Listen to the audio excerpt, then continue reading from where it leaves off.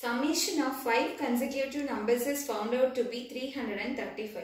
If we add the largest and smallest, what will we get? So question என்ன கொடுத்திருக்காங்கன்னா 5 consecutive numbers. Consecutive numbers என்னன்னா வந்து அடுத்து வர number. ஓகேயா?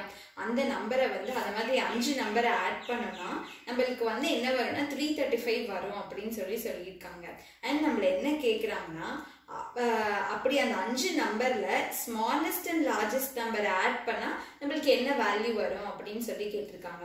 சோ அந்த 5 நம்பர் என்ன நம்பர் இவங்க நமக்கு கொடுக்கல. சோ அந்த 5 நம்பர் நம்ம என்னங்கறது நம்ம என்ன எடுத்துக்க போறோம்னா சோ consecutive number இல்லையா அதனால நம்ம என்ன எடுத்துக்கலாம் x ன்னு எடுத்துக்கலாம். சோ ஃபர்ஸ்ட் நம்பர் x னா செகண்ட் நம்பர் வந்து அதை விட ஒன்னு ஜாஸ்தியா தான இருக்கும். அப்போ x plus 1. So அது third number என்ன வரும் இது plus இது கூட 2 ஆட் பண்ணா இது வந்துரும். So x plus 2. So x plus 3, x plus 4. So 5 number வந்துச்சா 1 2 3 4 5. இதுதான் வந்து அந்த 5 consecutive numbers ன்னு எடுத்துக்கிறோம். அந்த numbers ஆட் பண்ணா என்ன வரும்னு சொல்லிட்டாங்க 335 வரும்னு சொல்லிட்டு அவங்க சொல்லிட்டாங்க. So இத நம்ம ஆட் பண்ணா என்ன வரும் 5x plus 10 equal to 335. So இதில இருந்து x is equal to 65 அப்படினு. So என்ன கிடைச்சிச்சு அந்த 5 consecutive numberல first number வந்து 65 ன்னு தெரிஞ்சிச்சு. So 65 ல இருந்து கண்டினியூஸா 5 நம்பர் எழுதிட்டா வந்துரும்ல. என்ன 65 66 67 68 69. So இதுதான் அந்த வந்து 5 consecutive numbers ன்னு கண்டுபிடிச்சிருக்கோம். So அதுக்கு அப்புறம் நம்ம என்ன கேட்டிருக்காங்க இந்த 5 consecutive numbersல smallest and largest number add பண்ணா என்ன வேல்யூ வரும் அப்படினு கேட்டிருக்காங்க. So smallest என்ன 65, largest என்ன 69. So 69 plus 65 is equal to 134. So எவ்வளவு சிம்பிளா ஆன்சர் வந்துச்சு பாருங்க. ப்ராப்ளம்ஸ் அண்ட் நம்பர்ஸ் கான்செப்ட்ல இந்த மாதிரி சிம்பிளான क्वेश्चंस தான் கேட்பாங்க. and அத நம்ம வந்து நல்லா புரிஞ்சுக்கிட்டோம்னா அண்டர்ஸ்டாண்ட் பண்ணனும்னா சால்வ் பண்ண ஈஸியா இருக்கும். சோ அடுத்த क्वेश्चन என்னன்னு பார்க்கலாம். என்ன கொடுத்திருக்காங்கன்னா Raman has 2 urns. Both these urns have some pebbles.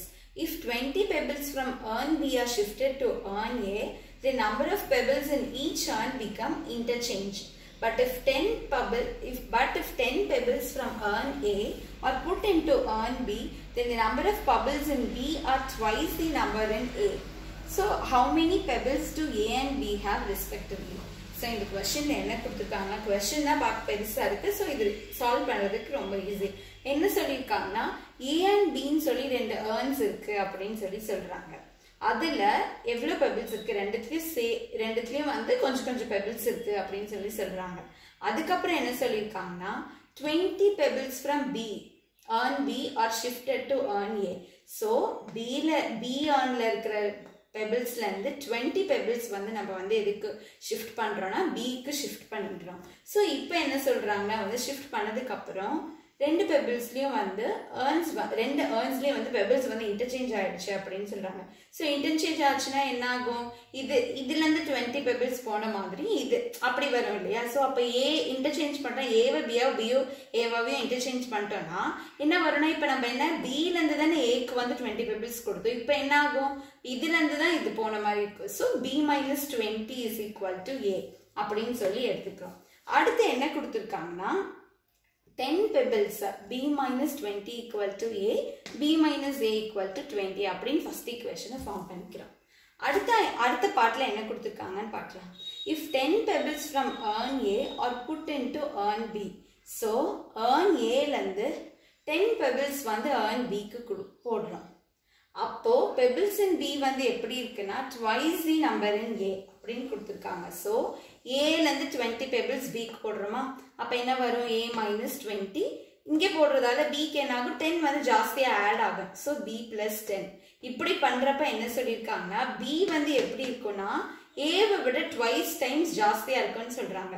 அப்ப 2 into போட்டுக்கோமா A க்கு. சோ இப்போ இந்த ஈக்குவேஷன் எப்படி வரும் 2A minus B is equal to 30. இதை வந்து simplify பண்ணலாம். சோ இது செகண்ட் ஈக்குவேஷனா வச்சுக்கிறோம். சோ ரெண்டு ஈக்குவேஷனையும் சால்வ் பண்ணா நமக்கு என்ன தெரிஞ்சிரும் A and B ல வந்து எவ்வளவு பெபிள்ஸ் இருக்குன்னு கேட்டிருக்காங்க. அதை நம்ம கண்டுபிடிச்சிடலாம். சோ இத பாக்குறப்போ டைரக்டா ரெண்டுத்தையும் ஆட் பண்றோம். ரெண்டு ஈக்குவேஷனையும் ஆட் பண்ணா B கேன்சல் ஆயிட்டு A minus A plus 2A வந்து என்ன ஆகும் A வந்துரும் 2 plus 30 என்ன வரும் 15 வரும். So A is equal to 15 கிடைச்சிச்சு.